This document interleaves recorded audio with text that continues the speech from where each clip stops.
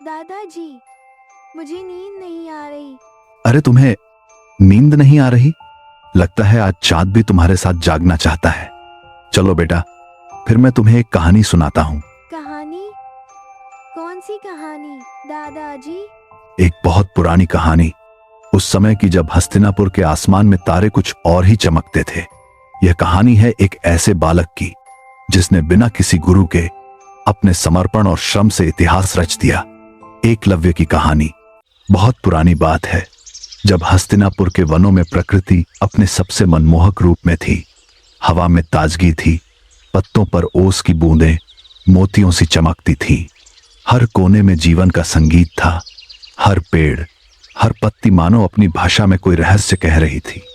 उसी धरती पर, उन्हीं वनों के मध्य एक छोटा सा बालक रहता था, एकलव्य। उस बालक के पास न कोई महल था, न कोई राजसी वैभव, न ही कोई प्रसिद्ध गुरु जो उसे सिखाए।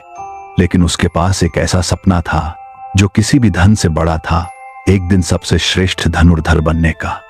उसकी आंखों में सपना नहीं, बल्कि संकल्प की लौ जलती थी। एक ऐसी लौ जो कठिनाइयों की आंधी में भी बुझ नहीं सकती थी। उसके सपने की एक ही दिशा थी, उसका मनोमय गुरु द्रोणाचार्य।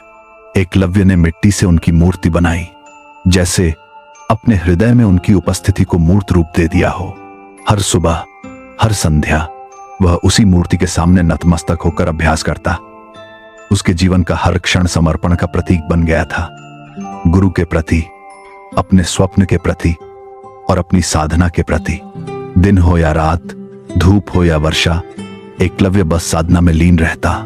कितनी बार वह थक कर गिरा, मगर हर बार फिर खड़ा हो गया। उसके तीर अब केवल हवा नहीं चीरते थे, वे उसकी आत्मा की शक्ति का प्रमाण बन चुके थे। उसका निशाना अचूक था, उसका मन स्थिर। उसने अपनी निष्ठा से न केवल खुद को, बल्कि संपूर्ण प्रकृति को अपना साक्षी बना लिया था। एक दिन गुरु द्रोणाचार्य और उनके प्रिय शिष्य अर्जुन हस्तिनापुर से निकलकर वन मार्ग पर चल रहे थे। हवा में शीतलता थी, पत्तों की सरसराहट में मधुरता थी। द्रोण अर्जुन को धनुर्विद्या के कुछ नए सिद्धांत सिखा रहे थे, ध्यान, नियंत्रण और एकाग्रता के रहस्य। और तभी उन्होंने देखा एक अजनबी बालक जो अटूट ध्यान से तीर चला रहा था। उसकी आंखों में एक दृढ़ विश्वास था और उसके हाथों में स्थिरता। उसके हर निशाने में गुरुता की झलक थी, मानो स्वयं द्रोणाचार्य की आत्मा उस बालक में समाई हो।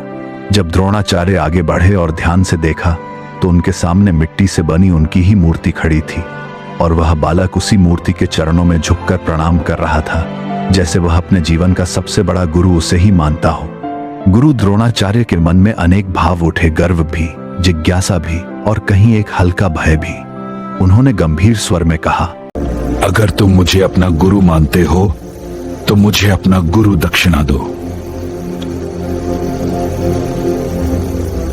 क्षण भर के लिए समय रुक गया। एकलव्य की आंखों में एक हल्का कंपन आया, पर उसके भीतर का विश्वास अडिग रहा। उसने बिना कुछ कहे अत्यंत श्रद्धा से अपने हाथ में रखा चाकू उठाया और अपना अंगूठा काट दिया। उसने अपने अंगूठे को गुरु के चरणों में अर्पित कर दिया, जैसे अपनी आत्मा समर्पित कर दी हो। यह त्याग केवल एक शिष्य का नहीं था, बल्कि मानवता के इतिहास में समर्पण की सबसे पवित्र मिसाल बन गया। द्रोणाचार्य के मन में शोक था, एक अजीब सी खामोशी। अर्जुन की आत्मा जैसे किसी अनकहे प्रश्न में उलझ गई थी, पर वहीं खड़ा एकलव्य शांत, निडर और संपूर्ण श्रद्धा से भरा अपने गुरु की ओर निहार रहा था। उसका त्याग अब केवल उसका नहीं, बल्कि युगों युगों तक प्रेरणा का प्रतीक बन गया। और इस प्रकार एकलव्य ने संसार को यह सिखाया कि सच्चा समर्पण ही सबसे बड़ा अस्त्र है। जिसने स्वयं को अपनी साधना में विलीन कर दिया, उसके लिए असंभव भी संभव हो जाता है। उसने यह सिद्ध कर दिया कि जो अपने स्वप्न को कर्म में ढाल देता है, उसे कोई शक्ति रोक नहीं सकती। समझे बेटा, असली शक्ति किसी शस्त्र या विद्या में नहीं, बल्कि साधना, धैर्य और समर्पण में होती है। जो अपने सपनों को अपने हाथों से आकार देता है, वह कभी हार नहीं सकता। उसके हर कर्म में उसका विश्वास जीवित रहता है। हाँ दादाजी, अब मैं सच में समझ गया। हर मुश्किल, हर ठोकर हमें हमारी मंजिल के और करीब ले जाती है। असली ताकत इस बात में नहीं है कि रास्ता कितना आसान है, बल्कि इस बात में है कि हम अपने सपनों के लिए कितने समर्पित हैं। जब दिल से समर्पण हो तो कोई मंजिल दूर नहीं रहती। शाबाश मेरे बच्चे, अब सो जाओ। अपने सपनों में तुम भी एकलव्य बन जाओगे। तुम्हारे भीतर वही अडिग शक्ति है, वही तेज है।